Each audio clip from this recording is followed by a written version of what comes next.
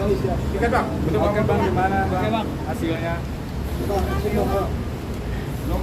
Ya kami telah mengadukan gitu Ya. aja kepada kehormatan gitu. ya. Jadi ternyata memang tadi ketika kita sudah sampai, mereka sudah tahu. Karena kemarin saya sudah menghubungi melalui kita tanya sama orang kesekianan ya. Artinya ketika tadi saya datang, mereka sudah tahu nih peperangan apa sih bang? Ya, jadi udah sini ya, tuh. Jadi pengaduan atas nama Farhad Abbas. Jadi mereka ya juga menyambut lah ya, artinya agar apa nih? Agar jangan sampai masyarakat ini, saya berulang kali lah, itu di media sosial itu berulang kali, bang gimana sih tanggapan organisasi kalau seandainya ada advokat seperti ini, bagaimana sih? Ya, alhamdulillah. Nah, ketika kami menyampaikan surat, artinya organisasi juga ya menyampaikan alhamdulillah juga. Alhamdulillahnya artinya mereka sudah diberikan kewenangan untuk memanggil pihak yang lalu nih permen nih. Aduh, kok mereka permen jadi agak keklepot tidak gue. Ulang bang.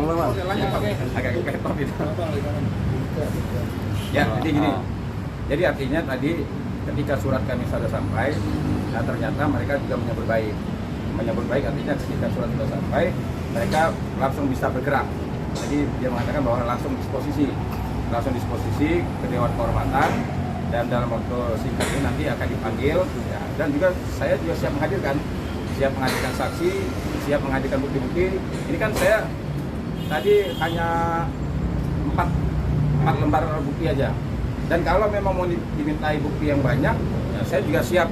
Bukti sudah banyak dan saksi juga banyak. Ya, ini kebetulan kan ada UMKM di sini kan, ini juru bicaranya. Kemarin dilaporin juga ya. Nah, kemarin dilaporin juga. Artinya gini, advokat itu ya, ketika dia menghadapi apapun, dia berhadapan dengan masyarakat, dia ada kode etik. Dia berhadapan dengan sesama advokat, ada kode etiknya. Dia berhadapan dengan polisi, jaksa, hakim. Jadi ada kode etik, ada sumpah profesi yang harus dia taati ketika dia berhadapan dengan lawannya.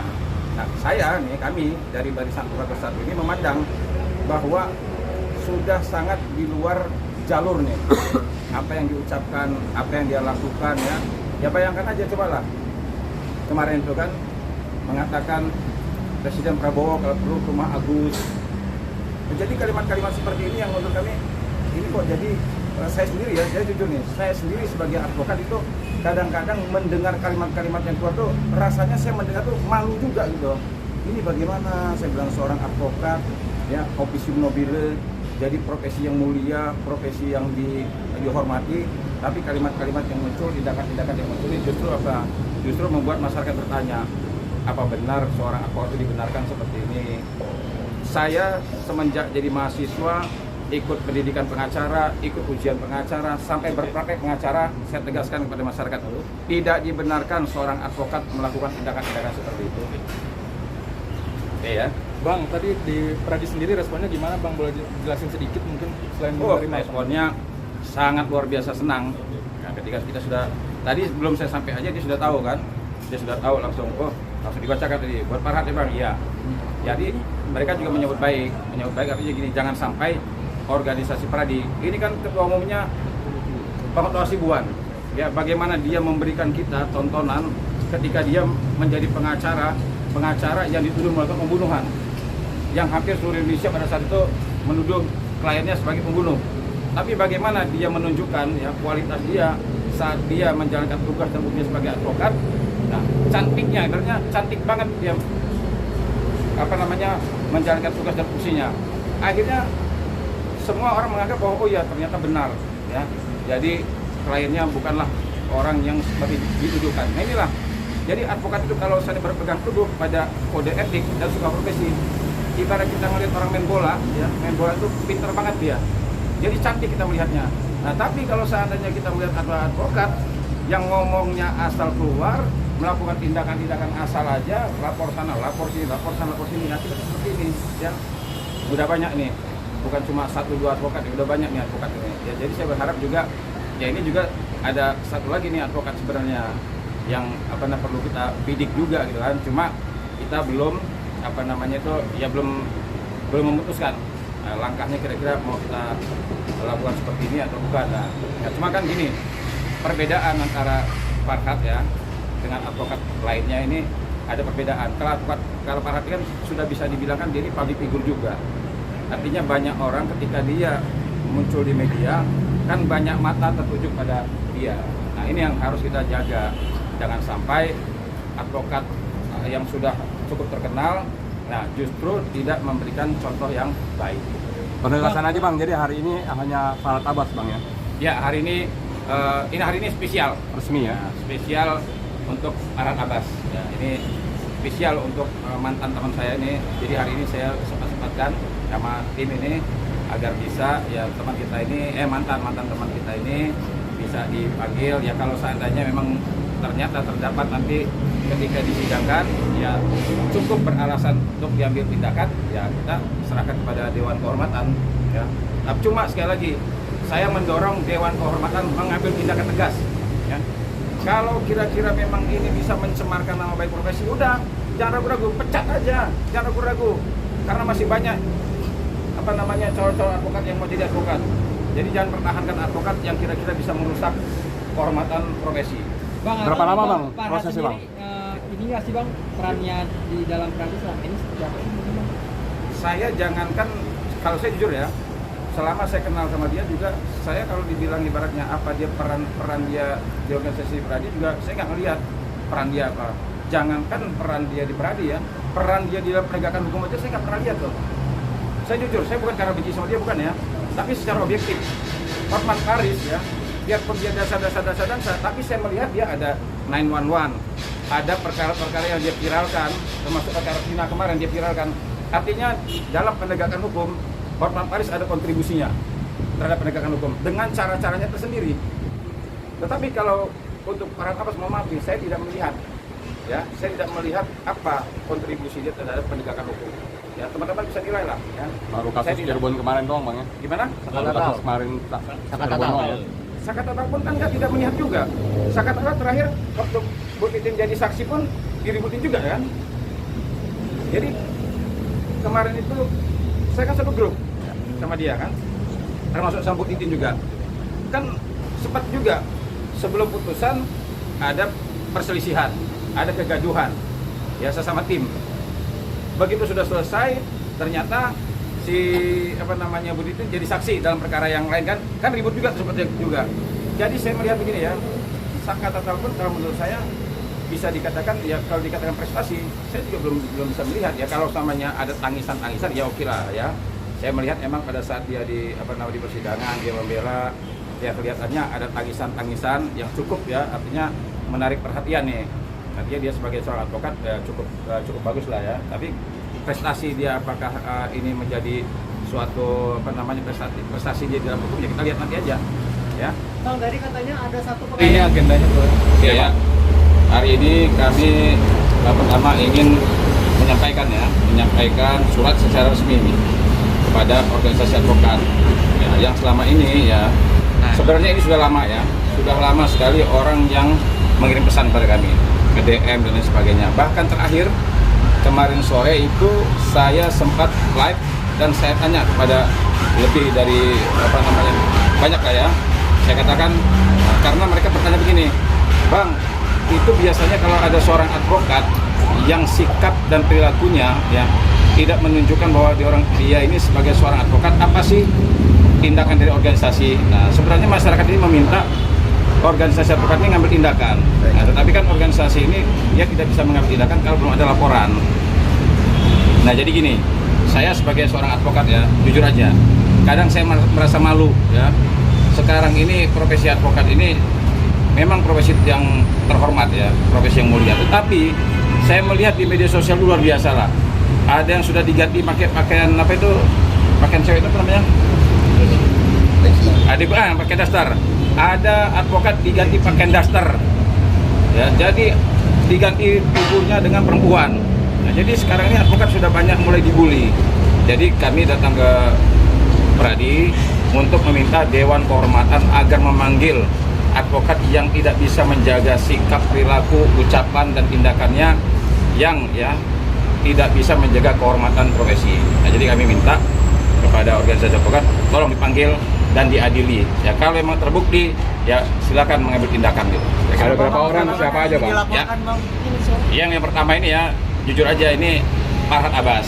Ya, Farhad Abbas. Karena memang dari pertama ketika saya juga mendukung Nopi ya, dia WA saya tuh. Nah, dia WA saya. Nah, ketika dia WA saya pikir udahlah biasa aja ya. Nah kemudian yang sangat mengejutkan ternyata dia mengatakan tidak ingin berteman lagi dengan saya. Saya sih sebenarnya jujur aja, nggak berteman juga nggak jadi masalah, nggak jadi masalah. Cuman maksud saya kita tetap menjaga etika kita gitu loh. Saya pun nggak WA-WAan sama dia nggak jadi masalah juga. Tetapi sekali lagi, saya menginginkan bahwa ketika kita berseberangan, ya kan kalau kita berseberangan pasti kenal. Saya sama RD Lau juga kenal, ya kan, sama Farhad kenal, sama Krishna kenal. Tetapi ketika kita berhadapan, berlawanan, ya tetap kita menjunjung tinggi kode etik kita. Jangan sampai maunya seperti sekarang saya di blok nih saya. Saya berapa kali di blok dulu waktu saya, nah ini UMKM kebetulan. Saya nerima kuasa di UMKM itu bulan Agustus. Saya langsung WA Farhad juga untuk duduk bareng bisa menyelesaikan. Dalam perjalanan di blok juga saya tidak mau berteman lagi. Nah sekarang dalam perjalanan dibuka lagi, sekarang di blok lagi. Nah maksud saya begini, kita advokat haruslah menjunjung tinggi kehormatan profesi. Jangan sampai ibaratnya dalam perjalanan ada nggak sepaham di blok, tidak mau berteman, apalagi dia pasang status nih. Ini kan salah satu pasang status nih kan, statusnya nggak apa namanya, nggak bagus gitu kan. Ini kebetulan saya kan pakai begini nih, lihat nih statusnya Farhad loh. Itu menjadi salah satu pelanggaran kode etik juga bang. Ya iya, saya tidak melihat dari sudut pandang pidana ya, tapi etik. Etik. Nah etika ini coba pasang ini. Story WA ya bang? Ya, Story WA. iya di story WA. Nah jadi kan maksud saya begini, jangan kayak begitulah gitu kan. Saya juga pakai begini kan, saya menyesuaikan juga dengan body saya kan. Kalau body saya kayak cewek, ya saya nggak boleh pakai ini kan. Nah, jadi artinya gini loh, jangan sampai ada lagi apa statusnya Kak-Sil kan, itu tim sama saya. Dibilang apa Tarsan apa segala macam. Maksud saya begini, janganlah ketika kita diberikan kuasa untuk menangani suatu perkara, carilah argumen hukum yang kira-kira bermanfaat untuk kliennya. Jangan sampai mengomentari tentang fashionnya, tingkah laku dan sebagainya lah. Ya, ibaratnya apakah orang ini kehabisan apa namanya mencari argumen hukum atau bagaimana. Tapi yang jelas jangan sampai kita membuat status ya yang kira-kira bisa menimbulkan perpecahan, apa namanya pro dan kontra dan lain sebagainya seperti itu kan. Saya berharap gini ya. Saya berharap advokat yang tidak mampu menjaga harkat dan martabat profesi, tidak mampu menjaga kehormatan advokat, pecat aja udah. Ya karena gini, ini masyarakat sudah mulai banyak mengeluh. Bayangkan advokat ini sudah banyak sekali dihina ini. Diganti ini, ganti itu, macam-macam aja. Nah saya berharap organisasi advokat tegas ya. Advokat yang tidak bisa menjaga kehormatan profesi, tidak menjaga harkat dan martabatnya, udah pecat aja. Masih banyak orang menjadi advokat, kira-kira begitu. Bang, berarti ini bisa dibilang kalau advokat ini, Bang Farhad ini udah melanggar kode etik dan bahkan terlalu banyak menyerang pribadi gitu Bang. Iya, saya berulang kali mengatakan ya, saat orang bertanya sama saya, Bang itu bagaimana Bang statusnya Bang Farhad seperti ini, Bang bagaimana statusnya ini, itu kan statusnya coba kalian bacalah. Ada apa nyonya yayasan macam-macam panjang lebar tuh kan. Maksud saya carilah argumen-argumen hukum yang bermartabat, yang kelihatan ada kewibawaan seorang advokat. Agar apa? Saya juga bangga kalau seandainya mantan teman saya ini mengeluarkan argumen-argumen hukum yang kuat. Nah, saya juga mau melawannya juga enak. Nah, ketimbang dia mau bikin status seperti itu. Apalagi sekarang ini kan sama Denny Sumargo. Ya coba bayangkan, ada advokat yang bilang hajar pukul. Nah dia bilang hajar itu artinya begini, sebenarnya begini. Dia kan sudah ngomong, kalau Denny Sumargo datang ke rumah saya, dia bilang sama saya, naik, maka saya akan hajar. Nah sebenarnya dia sudah mengartikan sendiri arti hajar itu sebenarnya apa. Ya kan dia mengatakan, kalau saat ini saya hajar, berarti kan sudah secara tidak langsung dia mengatakan arti hajar itu sebenarnya apa. Artinya tindakan yang ibaratnya bisa menimbulkan apa namanya penderitaan pada orang lain kan. Jadi maksud saya janganlah sekarang si A, si B, saya nggak tahu lagi udah berapa banyak laporan. Nah laporan inilah yang dianggap masyarakat bahwa sebenarnya nggak layak lah seorang advokat melakukan tindakan-tindakan seperti itu. jaga harkat dan martabat advokat. Kalimat-kalimat yang keluar itu kalimat yang baik, yang bermartabat, yang menjunjung tinggi kehormatan profesi. Bang, ini masih berkaitan dengan Novi dan Agus juga Bang, berarti? Gimana? Secara nggak langsung masih berkaitan dengan Novi dan Agus Bang ya? Yang mana ini? Iya. Nah, saya ini ya, ini jangan sampai salah nih. Karena selama ini Novi tidak pernah memberikan kewenangan kami untuk melakukan tindakan-tindakan hukum. Nah, ini makanya kami di sini pakai Barisan Advokat Bersatu. Jadi sebagai sesama rekan sejawat ya, yang menurut kami ini bisa dapat menjatuhkan kehormatan profesi. Jadi kami datang ke sini atas nama Barisan Advokat Bersatu. Nah, jadi sesama rekan sejawat, tidak ada hubungan dengan Novi ini. Ya, karena sampai sekarang Novi belum belum juga memutuskan untuk mengambil tindakan hukum. Ya, kemarin sih sempat dia bahas masalah FD Law ya, tapi sampai sekarang kan dia juga belum memutuskan kapan dan benar atau tidak mau dilaporkan. Tapi ini murni dari Barisan Advokat Bersatu. Ya. Berarti ini meminta ke Peradi untuk mencabut. Iya, ya kami minta. Ya tergantung kalau nanti penilaian Dewan Kehormatan ketika dia mengadili ya, ternyata dia cukup beralasan untuk dicabut aja. Karena sudah banyak kok advokat yang dicabut, sudah banyak advokat itu yang tidak mampu menjaga harkat dan martabat profesi, dipecat kok banyak. Nah kalau seandainya perilaku dari teman kita ini ternyata memang menurut Dewan Kehormatan sudah pantas untuk dicabut aja, nggak apa-apa. Karena ini sudah meresahkan, ya banyak sekali, luar biasa. Cobalah, ya apa perlu kita polling nih, ya masyarakat coba tanya, setuju nggak umpamanya ada advokat yang kira-kira tidak bisa menjaga kehormatan advokat dipecat? Saya yakin pasti banyak yang setuju. Ya. Status sendiri seperti apa di Peradi Bang? Gimana? Status Bang Ratna masih aktif atau seperti apa? Nah kemarin juga saya sebelum masukkan surat, saya sempat kontak-kontak juga dengan kesekjenan. Katanya Bang Farhat masih sebagai anggota Peradi Oto Hasibuan. Ya begitu dicek dia mengatakan masih statusnya sebagai anggota Peradi Oto Hasibuan. Nah ini saya nih yang menyangkut ini nih. Farhat sempat satu grup sama saya, satu tim pada saat kita nangani perkara Sakatan Al. Farhat namanya bagus kan ya, naik dia, namanya wangi nih. Nah saya mencontohkan begini, jangan sampai advokat itu menjadi namanya baik hanya karena kliennya di pihak yang benar. Nah, contohnya seperti kemarin, 7 terpidana, semua pengacara 7 terpidana namanya wangi. Kenapa? Karena mendampingi orang yang dianggap di pihak yang benar. Nah seharusnya idealnya, coba kita contoh nih, Oto Hasibuan. Oto Hasibuan itu pengacara Jessica Mirna, perkara Mirna. Hampir seluruh Indonesia dulu menganggap bahwa dialah pembunuhnya. Tetapi Oto Hasibuan menjalankan tugas dan fungsinya sebagai seorang advokat dengan baik dan benar. Dan akhirnya masyarakat mendukung dia.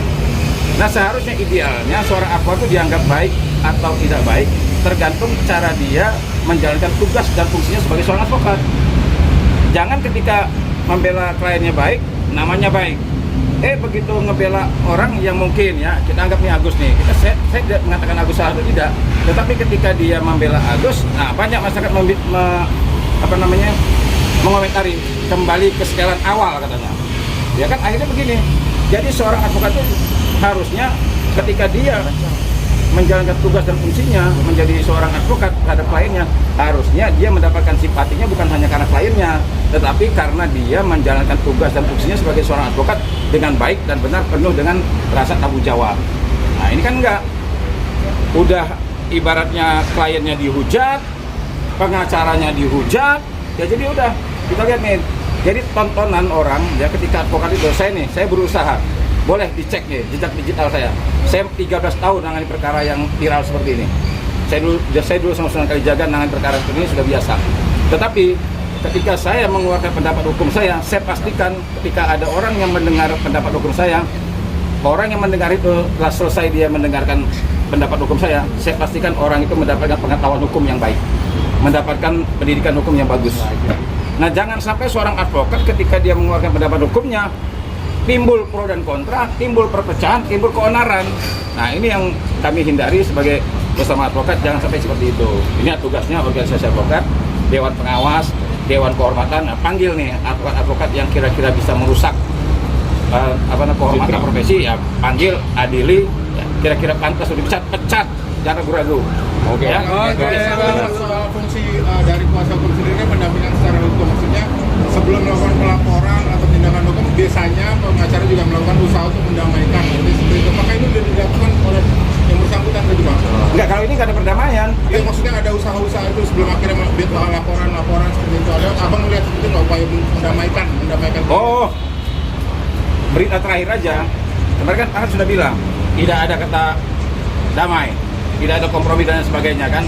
Waktu saya ya dikabari ada pertemuan kemarin, saya dikabari ada pertemuan kemarin ya mediasi nih yang di Gedung Juang. Saya sudah sampaikan kepada tim, saya yakin kok Ahmad nggak mungkin datang. Saya pada saat mau masuk juga teman-teman media kan ada wawancara saya. Kira-kira datang nggak Farhad bang?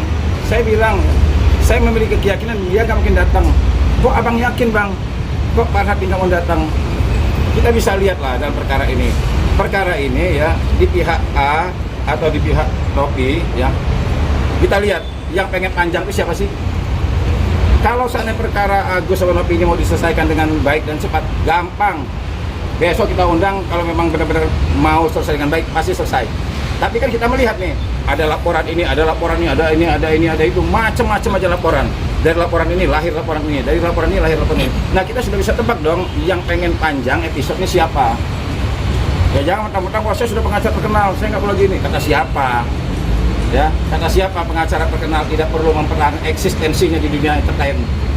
Nah, jadi kita dosa dosa munafik lah, ya kan? Saya juga pengen panjang, tapi panjang yang benar gitu loh. Ya, siapa yang nggak pengen eksis? Semua pengen eksis. Tapi eksis kita yang bermanfaat, tontonan menjadi tuntunan, bukan tontonan bikin kegaduhan. Ya, saya masukin dulu ya. Oke.